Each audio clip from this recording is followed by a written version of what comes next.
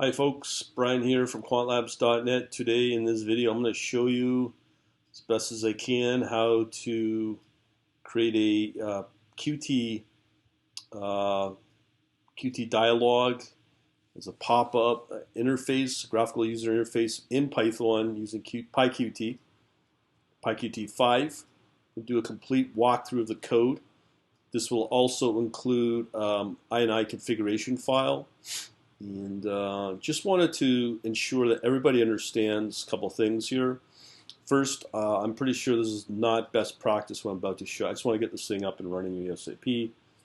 And the other thing is, this is really geared towards not newbies. This is just more for advanced users once you get to a point.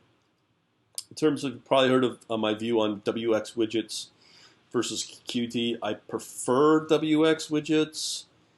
But to be honest, Qt is more popular, so here we are using pyQt. I'll talk about that in a minute. So let's run the script. Here's the effects of what it is. So up will come up a pop-up of this GUI, this graphical user interface. Now remember, this is for my bots. So when they launch, where you have this launch button, they will launch the bot. The idea here is that it's a client script that will both email, so you need to provide, in this example here, the user ID, email user ID, the email password, the port of the service that you're using, as well as, my case, that's going to also trade with the Binance exchange. You need to supply it a API key and a secret key. I've got links to where to go if you want to learn about that. But that's how this is going to work. And then once you get all that info loaded up, you can launch the bot. So we have here a pre-configuration INI file, initiation file, or configuration file. I'll talk about that more in detail in a minute, but this is the information that's by default in the INI file. So you can easily, so you can see here we have a sample email, sample password, sample port number, sample API key for Binance, the secret key that you would need, and that's it. So here we're ready to go now and launch the bot. So in this case, you would be running the bot right down here in this source right here. So that's pretty well it. Close it up, and it exits the application or the source code. So here's the source code. Right in the post, so you can get that. I'll provide a link to it. pyQt5 Qt dialog source code Python walkthrough with INI configuration file. So let's get to this. So the first thing we need to look at is that INI file. So the INI file is basically, now this has been chosen for the type of file that I want because it's probably the most sensible for my users. So we divide it up. We have different sections in this INI file. So it's called config bot INI, default for email configuration, and then the Binance keys that you would need from your Binance account. So easily we have the user, we have that's for the email, that would be the password, the port number, and then these would be the keys. So it's pretty straightforward to understand how to configure it, either within the file or you could configure it from what I just showed you in the GUI. So that's that. Okay, so that's all cool. So here's the source code. We'll go through this now. So first thing I want to show you are, my style is pretty simple. I post the source code where a lot of this comes from. So I'm just going to pull up some further examples here if I can find it. Right here. This is the first reference. So I have this up here for a reason. So this is a sample source code of just what I just showed you without the INI configuration file. Okay, so you'll get all the references of where to go to find that right here. Okay, so you can easily find those in this case tutorialpoint.com. Also, let me just see, so we have that as a reference, and then here's this other post in my blog that will refer you to an example source code for the INI setup. And again, obviously this is all in Python code. So here we have another example how to use the INI file right there. And again, if you want that, you can get from right here at this website called docspython.org. Okay, so that's in detail how those come about. So let's get started on the actual walkthrough. It's 130, 140 lines. So let's get to it. Okay, so these are the Python modules or packages you'll need. You'll need the pyQt widgets, pyQt5 plus all these imports, the classes to be used, plus we also use this thing called pyQt slot. So assuming you know Python pretty good. And then we have also the config parser package that we're using for the INI file. So a couple of things to highlight here. I'm not a big fan of doing this, not recommended. Again, this is where the best practices probably fail, but for now I just allow the configuration file to be set as a global, so this will instantiate the config parser class and then store it in the config object, and that's global to everything in this script. So internally there's two separate class files, probably breaking again best practices.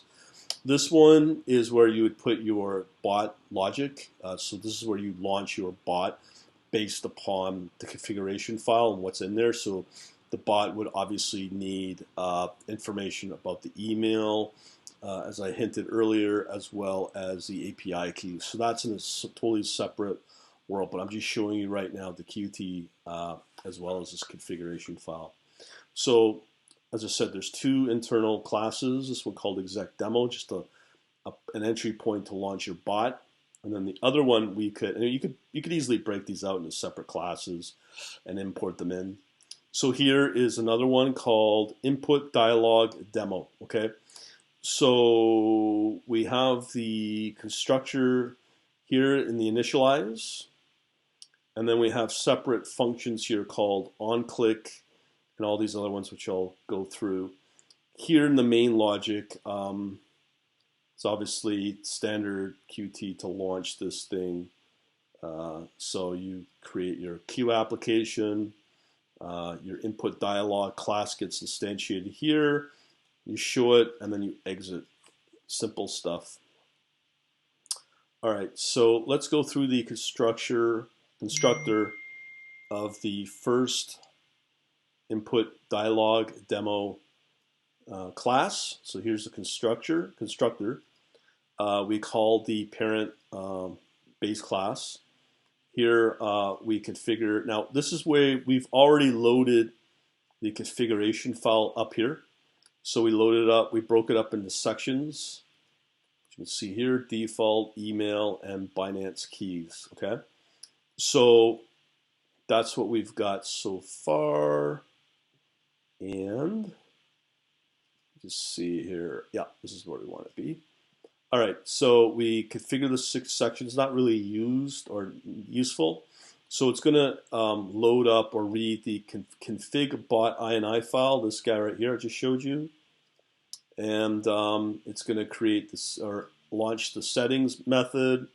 And now we're going to instantiate the layout for the Qt, which is now a form. So in here, something just so you know, we're using this line edit.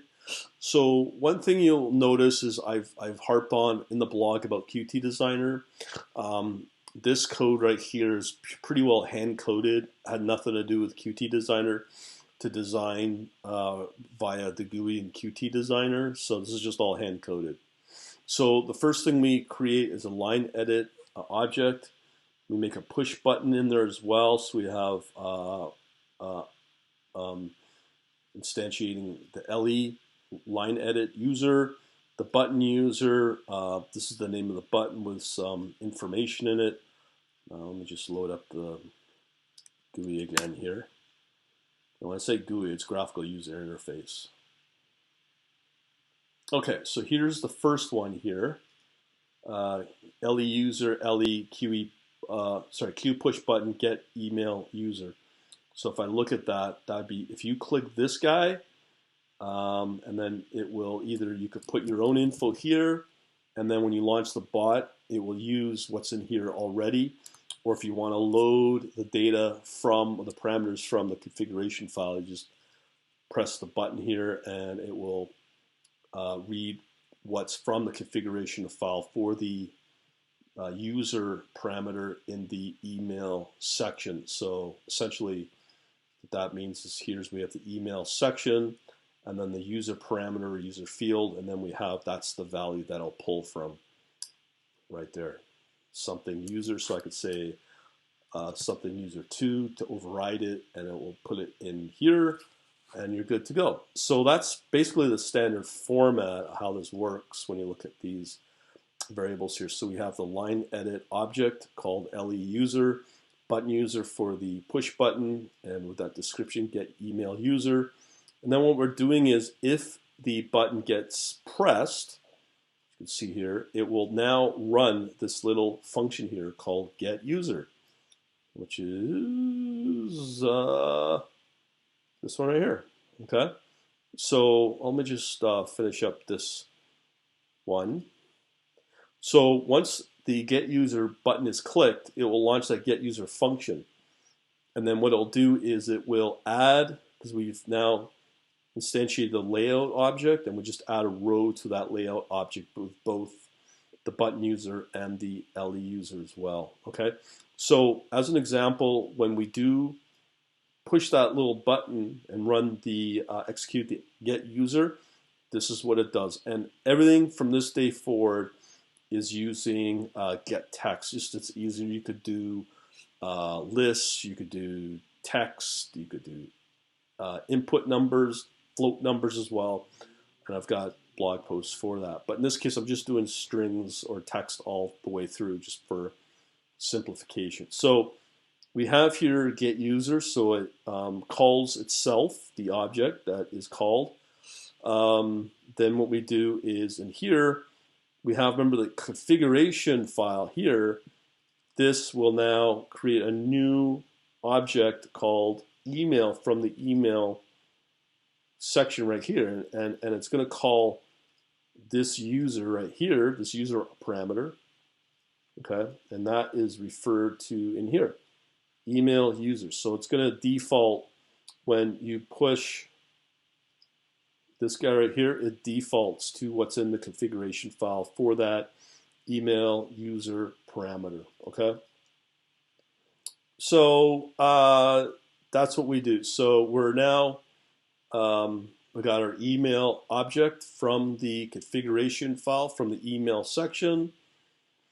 Now have an input dialog, the type is get text.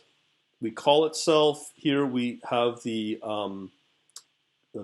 input field name, I guess you could call it, right here, which is this guy, your user email, and this is the title, get email user right here. So everything's get Q line edit normal, and then we default to what's in the configuration file, which is called something.email, and that's how that works, okay? So that's the standard when you look at, oh, and then it will return both the text field, what's in the box here, this guy right here, the something.email, so that gets returned on top of a status object if the OK button was actually pressed, this guy right here. So if that is OK, then we create the self LE user object, and we set that now to whatever's in the text box. So, and it's another way of saying press the get email user, title of the email here, get email user, your email user right here is a question, and then we have here email user, and again that's pulled from the configuration file for email section using the user parameter, and when OK is pressed, so it will return this value here in the box, and when you press OK, that will be a signal back, probably a a Boolean of a true or false, and if it is pressed, then return whatever's in the box, which is this value right here. And there it gets filled. Okay, so when you look at back in the constructor here, the init, we have now asking for it. It's the same format for all of these other ones. When you call the get password function, the get port function, again, this could easily be a integer, but we're calling it as a string just for simplification reasons. And then we go on to the next section, which is this guy right here called Binance keys. And then in the same format as before, we're now calling get API and get secret functions as well. So let me just pull one of those. So we have here get API. So this function gets called. So where are we looking at? This guy right here. So again, we create a new LE or line edit property, I guess API, LE API, a button property as well. Get Binance key, store that value in button API, and if that button is clicked, connect and run this function called get API right here, and this is what gets called. So when it does get called, you'll notice here it goes back to the configuration file, and now it's going to move to the Binance keys section right here, this guy right here, and out of that, so let me just show you what I mean here just as a refresher. So instead of here, we're now dealing with get Binance key. So here it's the value of this 500 whatever set, the API key parameter field property, whatever we'll call it, and then the value of that gets filled into the box here. And then back to here, when we API, so we now have the value called the API key property in the configuration file. Here's the question. Here's, oh, sorry, it's window title, and then that is the API key question, and it will again return the text of that, which is this guy right here, this 5000, and the status if OK has been pressed, and OK, and then what it will do is it will fill this box on the main dialog with the value that I put in the previous box here. So you see it's been updated. All right, that's pretty well it. Okay, so one other thing is the secret key works the same way. As you can see here, calling it here as well. And then we have a layout, we call that. And now we have one last thing, is a button called launch bot. So it's right here, so you launch your bot. And what that will do is that will now, if it's pressed, see here we can also refer on to the actual location of X and Y within the main dialog, right here, which is position 20 X and then 200 Y in this box here, this dialog box. And then if we do have that button clicked, run this class or launch it, or the instantiation, or sorry, the constructor here called exec demo, and just print hello run here, and that would be the actual logic entry point for your bot. So let me just pull up the console here. So if you notice here in the console, it's running this dialog here, but once we have everything we need, as I've shown you before, all the information we need, now we are ready to launch the bot. Boom, and this is when the bot gets run based upon the configuration file that we read from, or overridden within the input dialogues here, and so on. And that's pretty well it. So hopefully you'll find that useful. And to get out, just close the window and it will exit the program and you're good to go. That's pretty well it. Hopefully if you've got any questions, let me know. I'll do my best to get back to you. Thanks again.